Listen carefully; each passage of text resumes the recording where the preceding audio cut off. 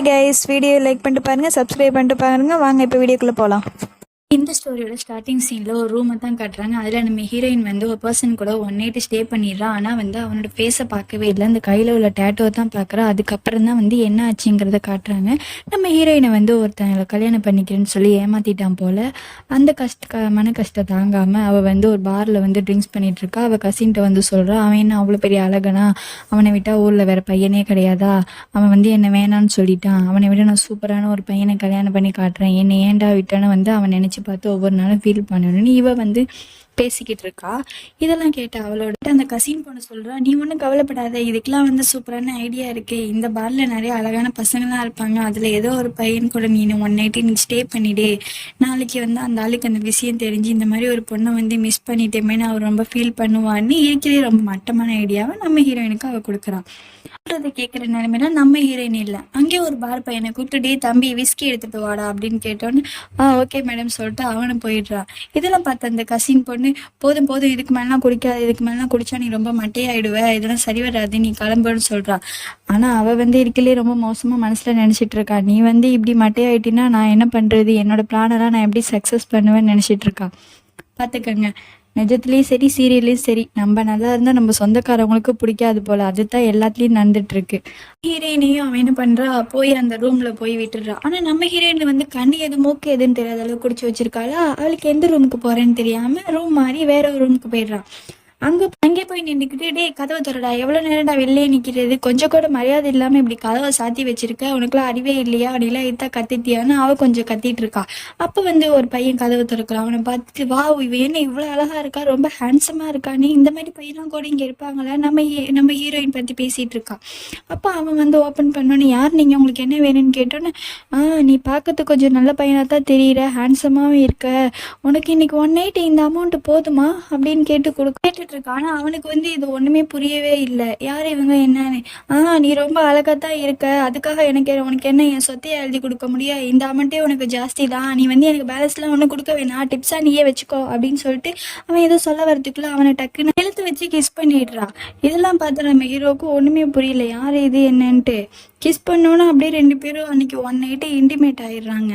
அன்றைக்கி காலையில் நம்ம ஹீரோயின் வந்து முழிச்சு பார்த்தா அந்த இடத்தெல்லாம் பார்த்து பயந்துடுறா. நம்ம இப்போ எங்கே இருக்கோம், யாரோட இடம் இது, நம்மளை யாராச்சும் கடத்திட்டு வந்துட்டாங்களா, என்னாச்சுன்ட்டு அப்படியே முழிச்சிட்டு இருக்கிறப்ப அங்கே எங்கே ட்ரெஸ் எல்லாம் கடந்ததை பார்த்துட்டு அப்போ தான் நம்ம ஹீரோயினுக்கு ஒரு விஷயம் புரியுது.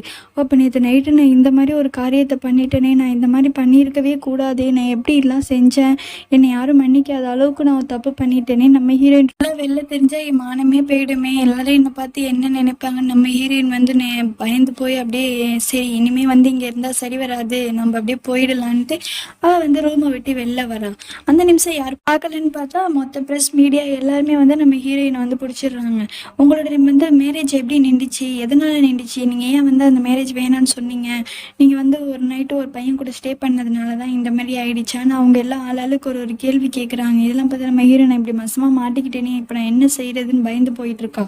அப்போ ஒருத்தவங்கன்னு வந்து, நீ இப்படிலாம் வந்து ஒரு பையன் கூட நைட்டு ஸ்டே பண்ணதுனால தான் உங்கள் அப்பா நேற்று நைட்டு இறந்துட்டாங்களான்னு சொன்னோன்னா அப்போ தான் நம்ம ஹீரோயினுக்கு ஒன்று புரியுது, எங்கள் அப்பா இறந்துட்டாங்களான்னு போய் பார்க்க போகிறான்.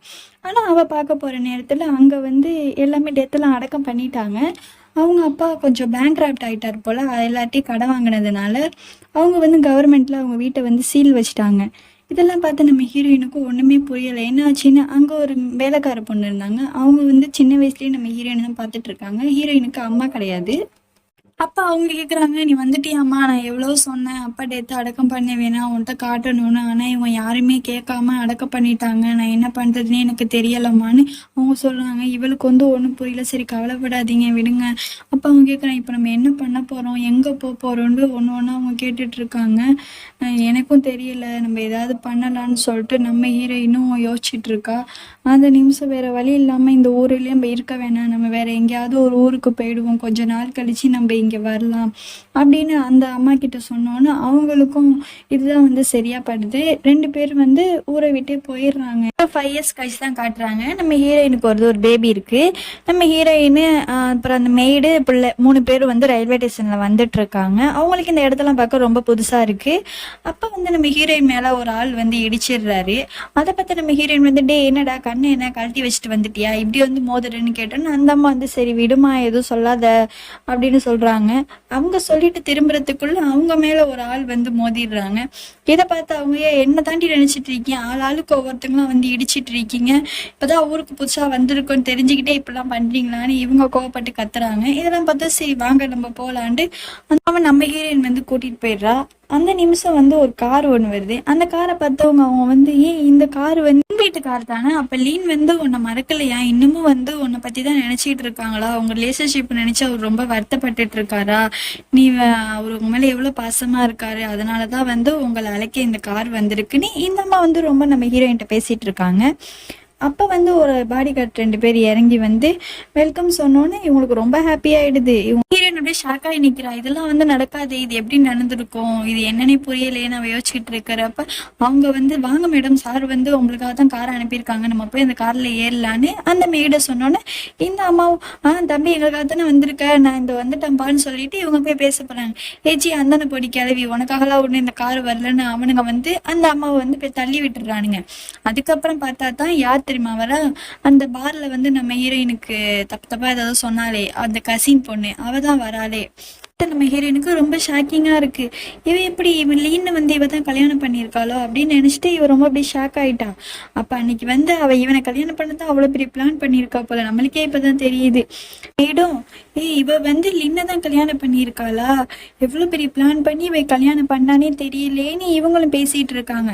அதெல்லாம் கேட்டு நம்ம ஹீரோயின் வந்து நமக்கு எதுக்குமா இந்த தேவையில்லாத வேலை, வாங்க நம்ம போலான்னு அழைச்சிட்டு போயிடுற. அவங்களும் போயிடுறாங்க. அப்ப நம்ம ஹீரோயின் போய் வெளில நின்றுக்கிட்டு கொஞ்ச நேரம் வெயிட் பண்ணி சொல்ல, அம்மா வந்து இப்போ டாக்ஸியை கூப்பிட்டுருவேன் நம்ம போயிடலான்ட்டு இவ பையன் கிட்ட பேசிக்கிட்டு இருக்கா. அந்த நிமிஷம் வந்து ஒரு கார் ஒன்று வருது. இவங்க கையை காட்டும் போது அந்த கார் ஸ்டாப் ஆச்சு. ஆனா வந்து இவங்க கையை காட்டினதால அந்த கார் ஸ்டாப் ஆகல, ஏதோ முன்னாடி உள்ளவங்க கிட்ட பேசுறதுக்காக அந்த கார் வந்து ஸ்டாப் ஆச்சு. சரி சார், நான் வந்து எவ்வளவோ ட்ரை பண்ணி பார்த்தேன், ஆனா எங்களால வந்து கண்டுபிடிக்க முடியல, சரி பரவாயில்ல கொஞ்சம் சீக்கிரமா வந்து நீங்க ட்ரை பண்ணி பாருங்க அப்படின்னு சொல்லிட்டு இருக்கா. அந்த நிமிஷம் வந்து கார்ல உள்ள அந்த டேட்டு கையை வந்து நம்ம ஹீரோயின் பாத்துடுறா. அவளுக்கு வந்து டேட்டு தானே ஞாபகம் இருக்கு. அதனால இது வந்து அவன் தானே அன்னைக்கு நம்ம கூட அன்னைக்கு 1 night ஸ்டே பண்ணுமே அந்த பையன் தானே நீ விளையாடிச்சிட்டு இருக்கா. அவளோட பையன் வந்து அம்மா கார் ஸ்டாப் ஆயிடுச்சு வாங்கம்மா போய் ஏறலான்னு சொல்றான். அதை கேட்டோன்னு இது இல்ல செல்லும், நம்ம வந்து வேற கார்ல போலாம், இந்த கார் நம்ம கார் கிடையாது அப்படின்னு இவ வந்து பையன்கிட்ட சொல்லிட்டா. அந்த நிமிஷம் நினைக்கிறா இவன் வந்து அப்ப பெரிய பணக்காரனா, இவங்கிட்ட இவ்வளவு காஸ்ட்லியான கார்லாம் இருக்கே, இவன் ஒரு மாடலான்ட்டு இவன் நம்ம ஹீரோயின் நினைச்சுக்கிட்டு இருக்கும் போதே அந்த கார் வந்து மூவ் ஆயிடுது. அப்புறம் இவ திரும்ப வந்து டாக்ஸிக்காக வெயிட் பண்ணிக்கிட்டு இருக்கா.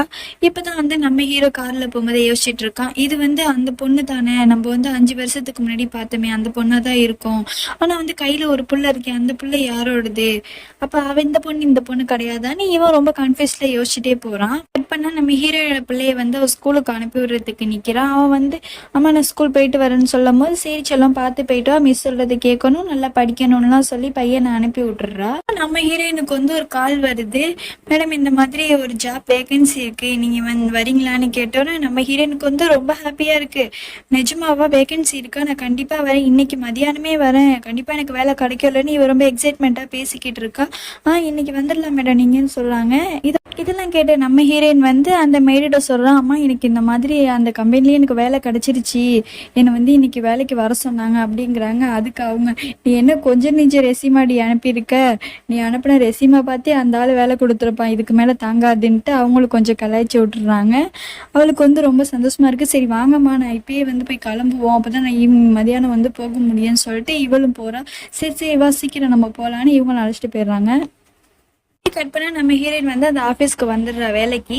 எக்ஸ்கியூஸ் மீ சார் அப்படின்னு கூப்பிட்டோன்னா அங்க ஒரு ஆள் வந்து திரும்புறான். அதை பார்த்து நம்ம ஹீரோயினுக்கு இல்ல இந்த ஆளா, நீ எப்படி இங்க அப்படின்னு நம்ம ஹீரோயினை கேட்டோன்னா அதை பார்த்து அந்த ஆளு நீங்க தான் இங்க வேலைக்கு வருவீங்கன்னு தெரிஞ்சிருந்தா அன்னைக்கே வந்து வேலையே இல்லைன்னு சொல்லியிருப்பனே அப்படின்னு இவரும் பேசுறாரு. இவர் வந்து நம்ம ஹீரோயினோட அப்பா ஆஃபீஸ்ல தான் ஒர்க் பண்ணியிருக்கிறாரு போல.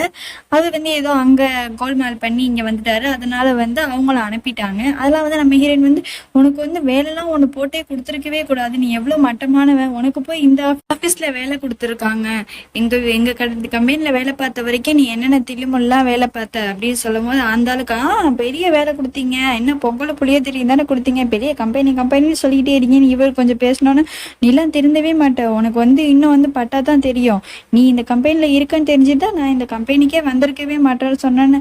ஆமாம், இப்போ மட்டும் உங்களுக்கு யார் வேலை தரேன்னு சொன்னா, வெளில போங்கன்னு சொன்னேன்னு நம்ம ஹீரோயினா போயா உன் வேலையும் வேணாம் ஒன்றும் வேணாம்னு சொல்லிட்டு வெளில வந்துடுறா.